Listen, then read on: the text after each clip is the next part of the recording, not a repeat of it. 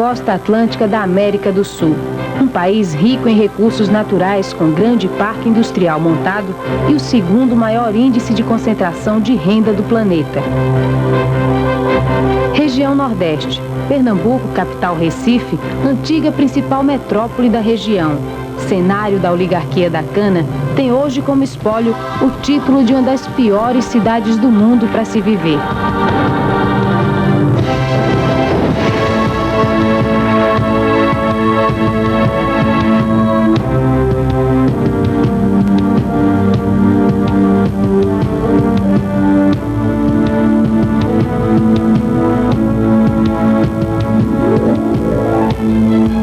Atraindo quase metade da população de todo o estado, a região metropolitana do Recife tinha, em 1990, 3 milhões de habitantes.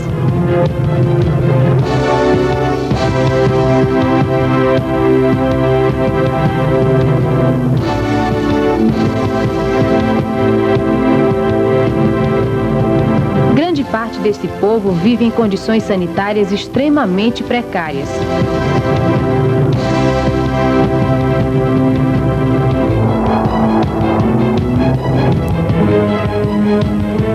A mortalidade infantil atinge a espantosa cifra de 102 óbitos por 1.000 crianças nascidas vivas.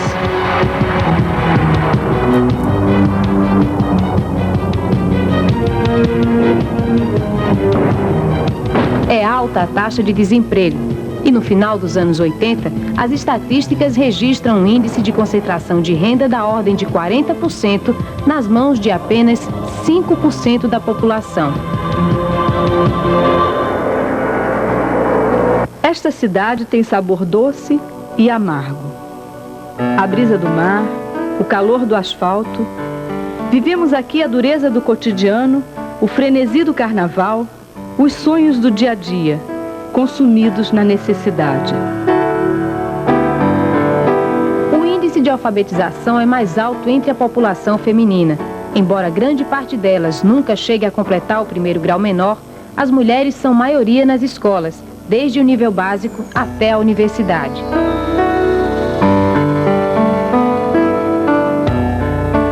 Apesar do desemprego, sua presença no mercado de trabalho quase triplicou em 20 anos. Representam mais de 50% do eleitorado do estado e aumenta a cada pleito o número de candidatas a cargos eletivos. Entretanto, em 92, apenas 9 das 168 cidades de Pernambuco elegeram mulheres para a prefeitura. Recife elegeu uma deputada estadual e nenhuma vereadora. Atuando nos sindicatos e nas associações de moradores, é crescente o número de mulheres que nestas instituições chegam a ocupar cargos de direção.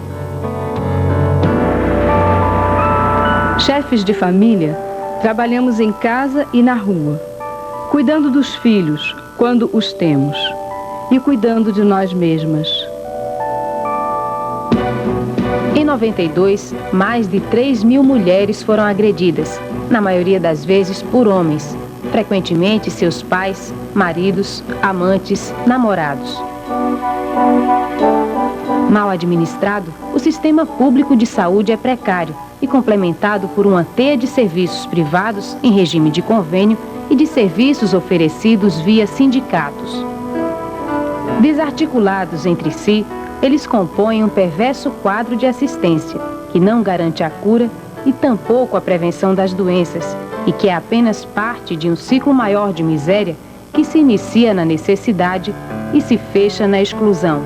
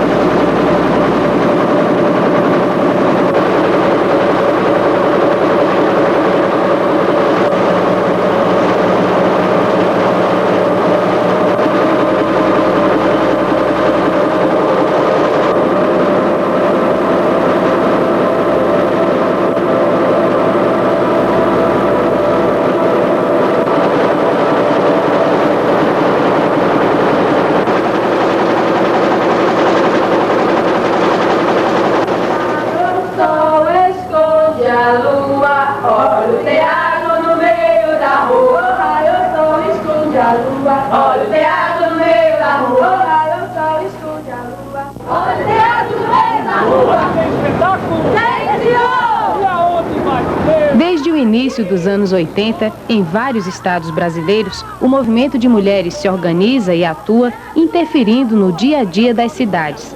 A mobilização para trazer a público o resultado de suas reflexões tem para o movimento o objetivo de contribuir de forma alternativa para a formação de opinião, dentro de uma perspectiva de transformar as condições de vida a que está submetida a maioria das mulheres. Atenção, mulheres! Saúde! O direito a ser conquistado! A saúde e a reprodução humana têm sido questões priorizadas por este movimento. Uma de suas conquistas, por exemplo, foi a instalação entre 91 e 92 de comissões parlamentares de inquérito que investigaram a prática indiscriminada de esterilizações femininas.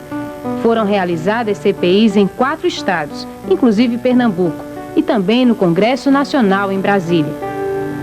O movimento de mulheres se integra ao feminismo internacional, ressurgido no final dos anos 60 e fortalecido na década de 70, com a Conferência Internacional da ONU no México, que legitima a questão da discriminação da mulher como prioridade estratégica. Neste período, o Brasil recém iniciava seu processo de redemocratização e as mulheres têm forte participação na luta pela anistia política. Às militantes locais soma-se um contingente de ex-exiladas que trazem de outros países experiências recentes.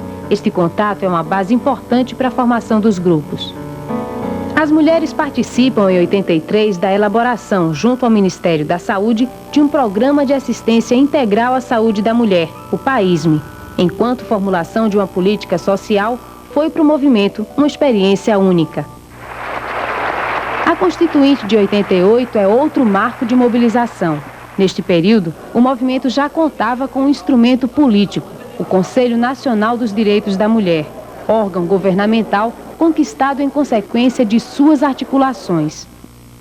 As conferências nacionais de saúde foram também oportunidades para ampliação do debate e para fazer lobby no sentido de interferir nas políticas públicas. Com barulho e ciência, vimos lutando pela saúde, criando alternativas, formulando análises, criticando velhos conceitos, revendo ideias. Buscamos, numa reinterpretação da história, a inclusão das mulheres como sujeitos ativos. Na produção do conhecimento, fazemos a crítica do androcentrismo, ou seja, ter o homem como referência central. Queremos transformar as relações de gênero, desmanchando a dominação do masculino sobre o feminino que ainda vigora no mundo contemporâneo.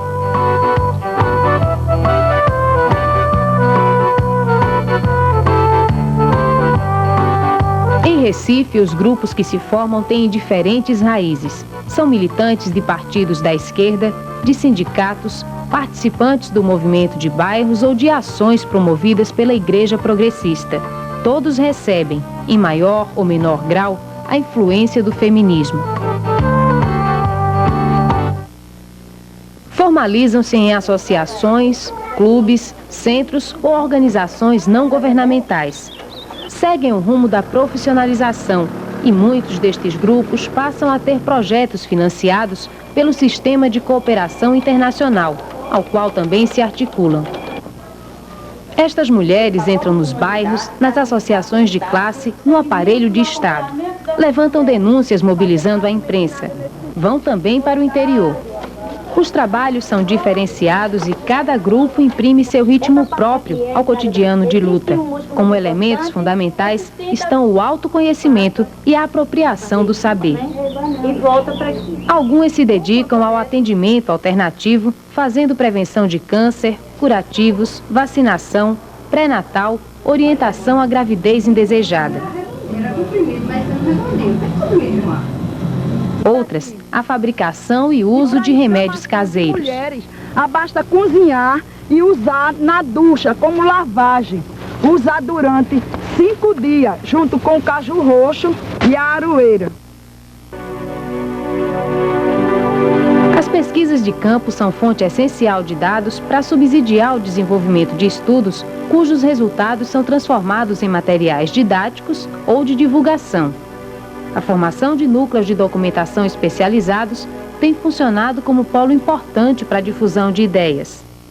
Hoje eu vou conseguir uma ficha, vocês vão ver. Quer ver? Quer apostar?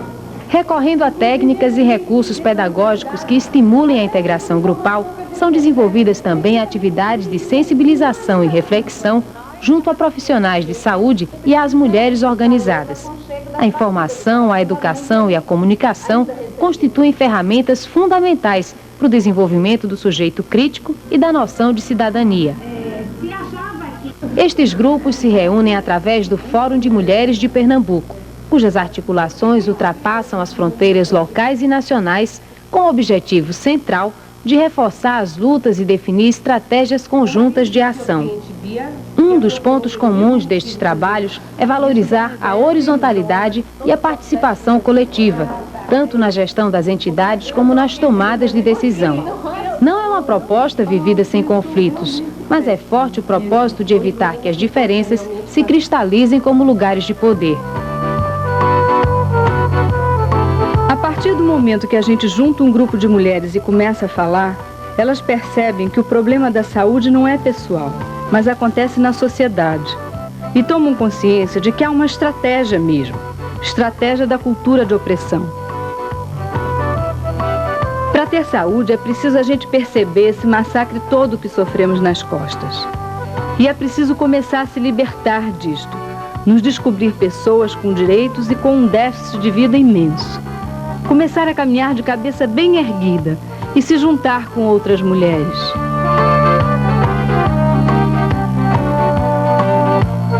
Formar consciências e interferir nas condições cotidianas da existência são dimensões fundamentais do trabalho político. Este ponto de vista expande a noção tradicional que elege a prática partidária como lugar exclusivo da ação transformadora. Saúde é uma experiência que não conheço. O que conheço é o estado de doença provocado pelo social, pelo homem e pelo progresso. Saúde não é apenas ausência de doença. Saúde é morar bem, comer bem, ter um salário digno e ter os filhos estudando. A luta pela saúde, para nós, resgata todas essas outras lutas. Na realidade, a política de saúde ainda não se modificou. As conjunturas têm intercalado avanços com momentos frustrantes de retrocesso. O país-me não foi implantado. A prática do aborto permanece na clandestinidade. Sem alternativas anticonceptivas, a opção pela laqueadura expandiu-se com facilidade. No Brasil, cumpriu-se a meta de controle do crescimento populacional. E a esterilização das mulheres foi fator importante para garantir o sucesso desta política. Denunciamos a solidão que nos é imposta na vivência da capacidade reprodutiva, a ausência dos homens neste debate e a perversidade que ronda o sistema de saúde. Que consequências sobre nossos corpos se anunciam com as novas tecnologias? Que mudanças elas trarão para o cotidiano e para a nossa existência política? Estas são questões cujas soluções determinam um futuro próximo. Para interferir de fato sobre essas definições, é preciso que tenhamos sociedades compostas por mulheres e homens autônomos, capazes de escolha e decisão. Acreditamos que somente assim serão rompidos os ciclos de manipulação e miséria que impedem a construção de democracias, não somente no Recife, Pernambuco, mas em outras partes do planeta.